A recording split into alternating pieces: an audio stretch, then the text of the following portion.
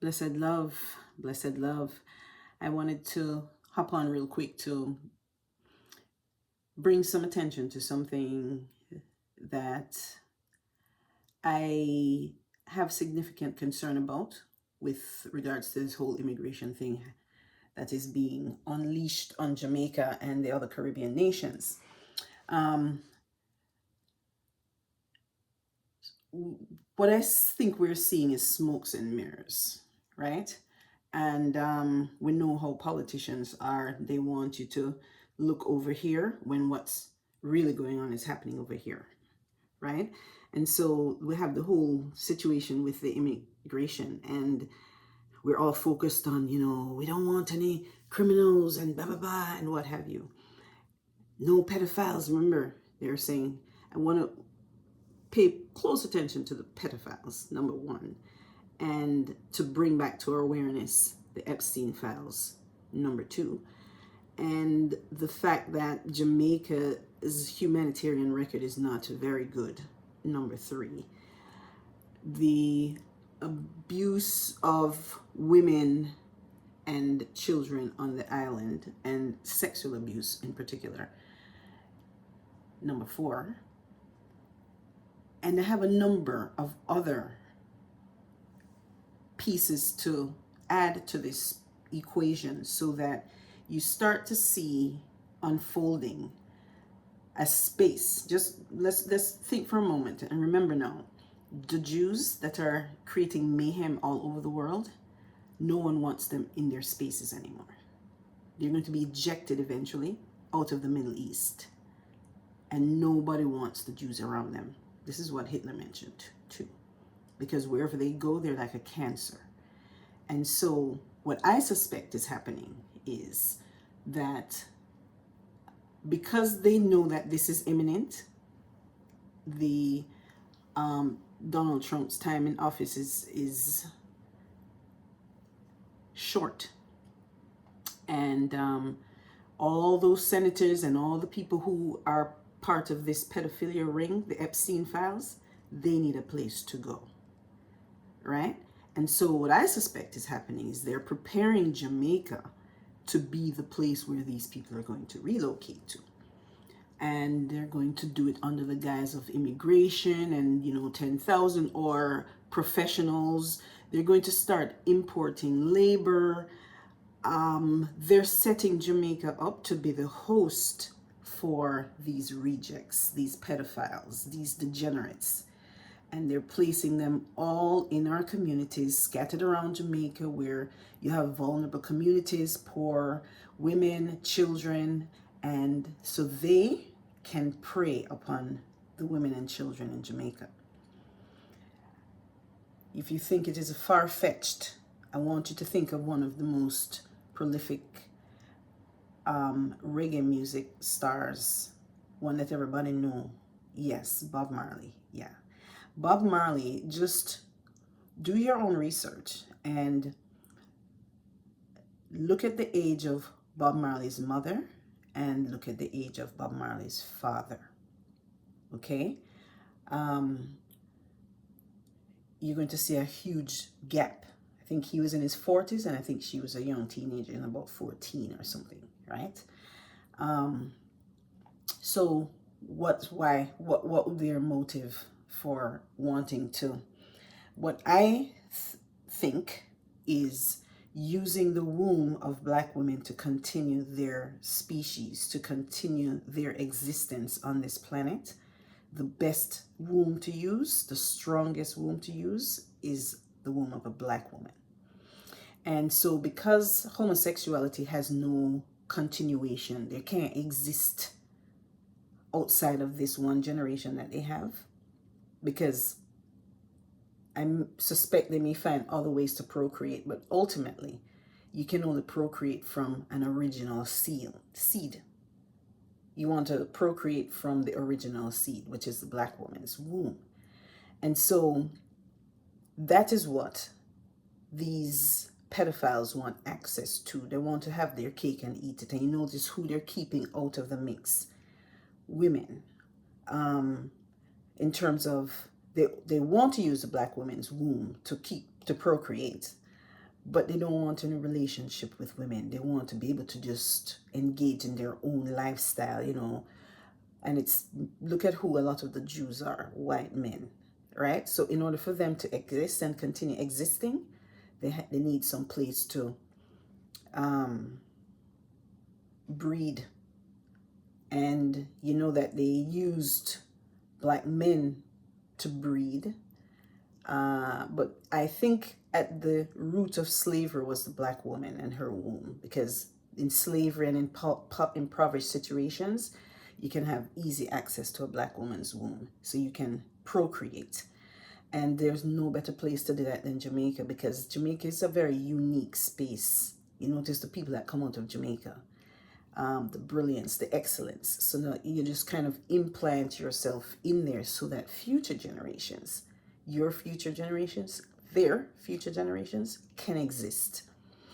And so the whole Hurricane Melissa and the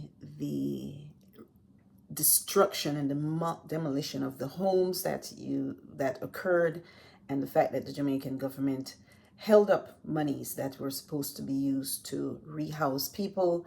Now we're importing, you know, skilled labor and degenerates, and the Jews are going to need some place to go. So why not Jamaica, right? So I just want to plant that seed as a possibility.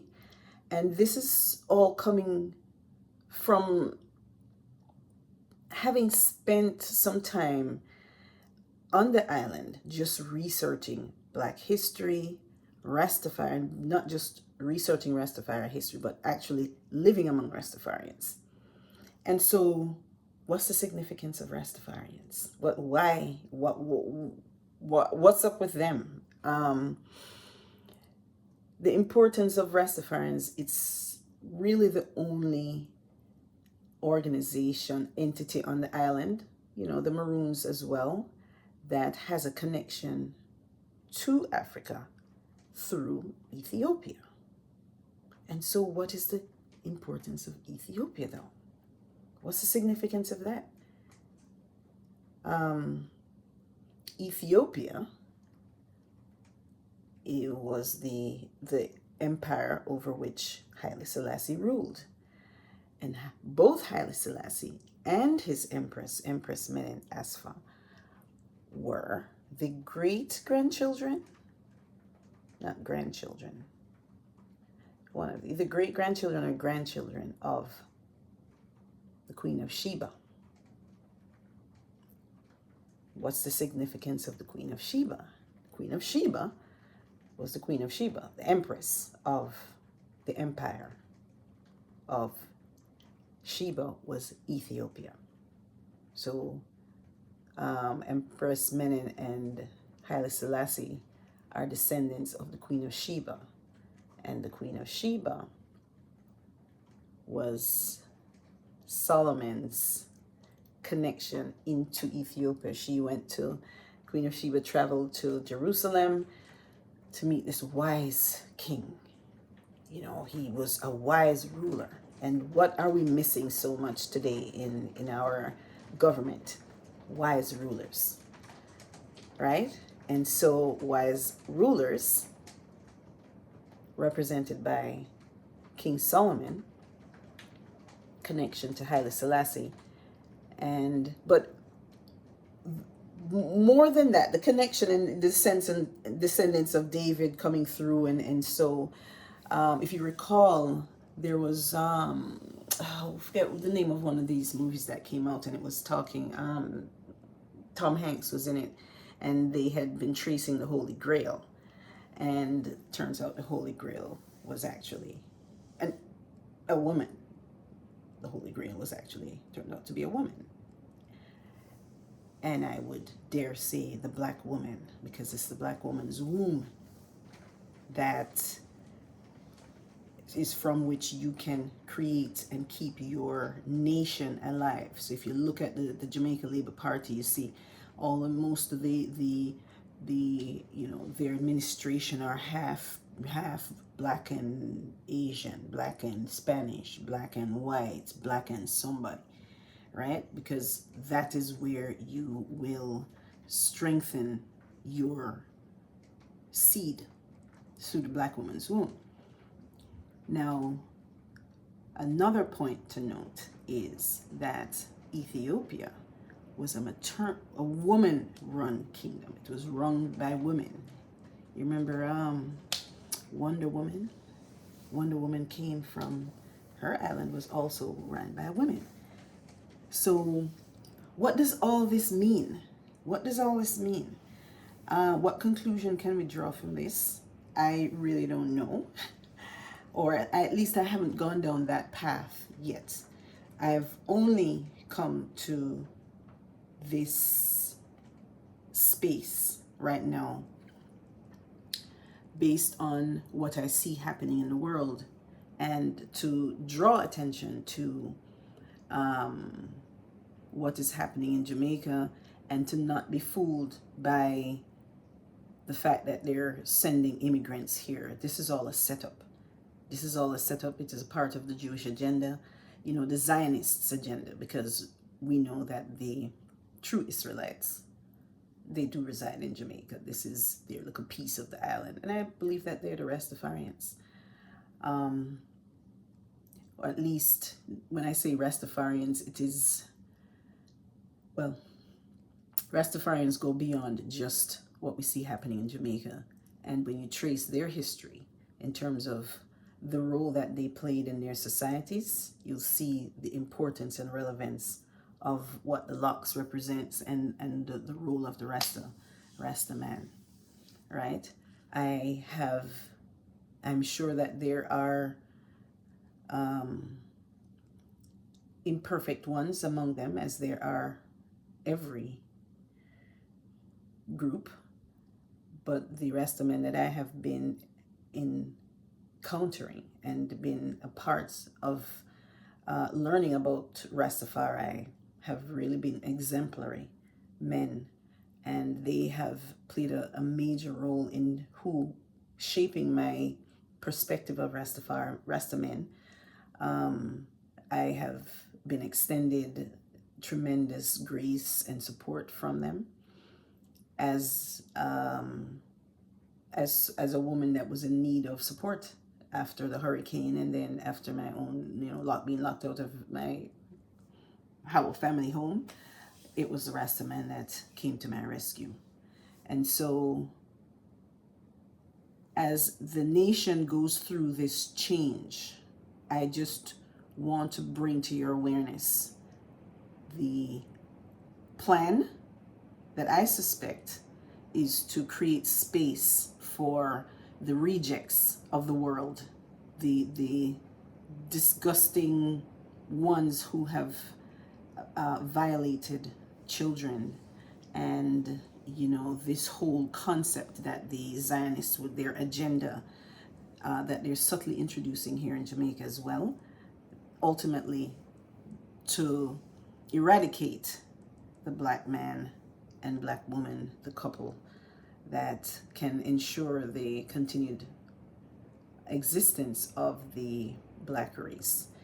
And so we do have a work to do. We are going to make sure that the agenda of the new ambassador that's assigned to Jamaica, we're not going to allow their agenda to unfold.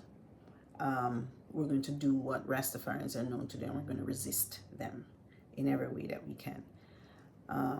I just wanted to share this piece of entertainment with you, wink, wink, for you to think about, and so that you can want to get involved and not be complacent and complicit while you witness the genocide of your own people. So once again, I encourage everyone to get involved in their own governance, and meaning if you're not going to run for public office, support someone who's running for public office to get rid of these degenerates that are running our country, both in Jamaica and in the United States. Blessed love.